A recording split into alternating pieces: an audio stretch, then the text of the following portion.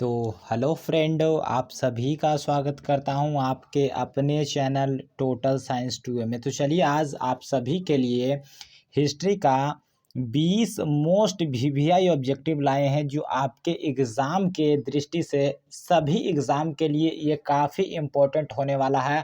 और आप अपना आकलन कीजिए कि इस 20 ऑब्जेक्टिव के प्रश्न, इतिहास के ये 20 ऑब्जेक्टिव में कितना क्वेश्चन को आप सही कर पा रहे हैं। ठीक है, तो चलिए पहला प्रश्न आप सभी के सामने है कि जर्मनी और इटली वर्तमान में किस महादेश के अंतर्गत आते हैं। ऑप्शन नंबर ए एशिया महादेश, option number B Europe, option number C Africa या डी उत्तरी अमेरिका। चलिए तो देखिए, याद रखिएगा कि जर्मनी और इटली वर्तमान में जो है बाबू, ये यूरोप महादेश के अंतर्गत आते हैं, यानी ऑप्शन नंबर बी यहाँ पे बिल्कुल ही सही आंसर होगा। ठीक है, चलिए अगला प्रश्न है कि दूसरा नंबर की राष्ट्रवाद की अवधारणा का जन्म किस घटना से हुआ है। तो देखिए, राष्ट्रवाद की जो अवधारणा है, इसका जन्म जो हुआ है वो पुनर्जागरण से हुआ है, या गौरवपूर्ण क्रांति से हुआ है, या फ्रांस की क्रांति से, या बेलेस्विक क्रांति से। तो देखिए, राष्ट्रवाद की जो अवधारणा है, इसका जो जन्म हुआ यह फ्रांस की क्रांति से हुआ है। और फ्रांस की क्रांति ये याद रखिएगा 1789 को हुआ था, यानी ऑप्शन नंबर सी यहाँ पे बिल्कुल ही सही आंसर हो जाएगा। चलिए अगला प्रश्न है, और आप सभी लोग कमेंट करते रहिए बाबू बेहतरीन ढंग से। 3 नंबर क्वेश्चन है कि मेजनी का संबंध किस संगठन से था। डाइट से, लाल सेना से, कार्बोनरी से, या जूस सेफ्ट से। तो यहाँ पे बिल्कुल याद रखिएगा कि मेजनी का जो संबंध था वो कार्बोनरी संगठन से था। इनका मेन कार्बोनरी से ही सही था। ठीक है, चलिएगा 4 नंबर प्रश्न है कि मेजनी ने 1834 ईस्वी में किस संस्था की स्थापना किया था। ठीक है, देखिए मेजनी का जो संबंध था वो कार्बोनरी से था, लेकिन इसने 1834 में यंग इटली नामक या यंग यूरोप का स्थापना किया, या कार्बोनरी का, या इनमें से कोई नहीं। तो आपका बिल्कुल ही सही आंसर आ रहा है जी कि 1834 ईस्वी में इन्होंने किसका स्थापना किया था जी। तो यहाँ पे यंग यूरोप का स्थापना किया, यानी ऑप्शन नंबर बी यहाँ पे बिल्कुल सही उत्तर होगा। चलिए अगला 5 नंबर प्रश्न है कि यंग यूरोप नामक संस्था का गठन किसने किया था। तो यंग यूरोप का स्थापना अभी देखे जी किसने, तो मेजनी ने किया था, यानी ऑप्शन नंबर बी यहाँ पे Mazzini is the right answer. अगला प्रश्न है कि इटली और जर्मनी का विरोधी देश कौन था। यानी देखिए, इटली और जो जर्मनी का इसका विरोध करने वाला कौन था, इसको रोकने वाला कौन था बाबू। तो बिल्कुल याद रखिएगा, इटली और जर्मनी का जो विरोधी देश था वो ऑस्ट्रिया था बाबू, यानी ऑप्शन नंबर ए यहाँ पे बिल्कुल ही सही आंसर होगा।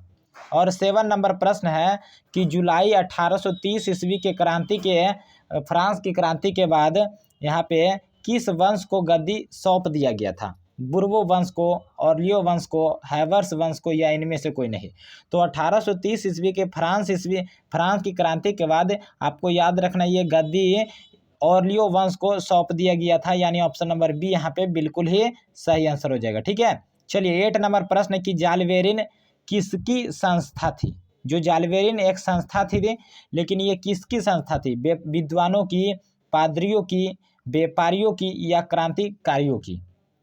तो यहाँ पे बिल्कुल याद रखिएगा जी कि जालवेरिन जो संस्था थी ये एक व्यापारियों की एक संस्था थी, ऑप्शन नंबर सी यहाँ पे बिल्कुल सही उत्तर होगा। 9 नंबर प्रश्न है कि जर्मन राइन राज का निर्माण किसने किया था। ऑप्शन नंबर ए लुई 18वां, option number B Napoleon Bonaparte, option number C Napoleon तृतीय, या बिस्मार्क। तो देखिए, जर्मन राइन राज का निर्माण जो किया था बाबू, वो कौन किया था, तो नेपोलियन बोनापार्ट, यानी ऑप्शन नंबर बी इसका सही आंसर हो जाएगा। चलिए 10 नंबर प्रश्न है कि वियना कांग्रेस कब हुआ था यहाँ पे।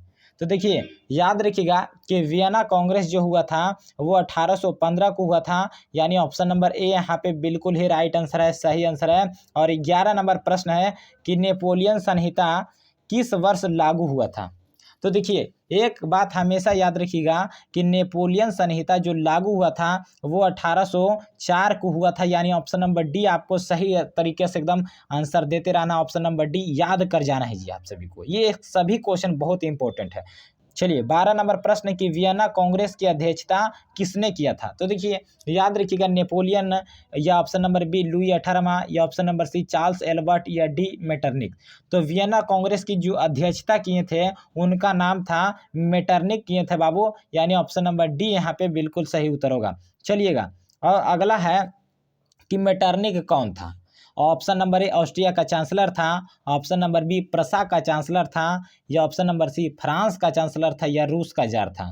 तो देखिए याद रखिएगा कि मेटरनिक जो था ये ऑस्ट्रिया का चांसलर था, यानी ऑप्शन नंबर ए यहाँ पे बिल्कुल ही सही उत्तर दे रहे हैं जितने भी स्टूडेंट, ठीक है। चलिएगा 14 नंबर प्रश्न है कि 1829 ईस्वी में एड्रियानोपुल की संधि किस देश के साथ हुआ था?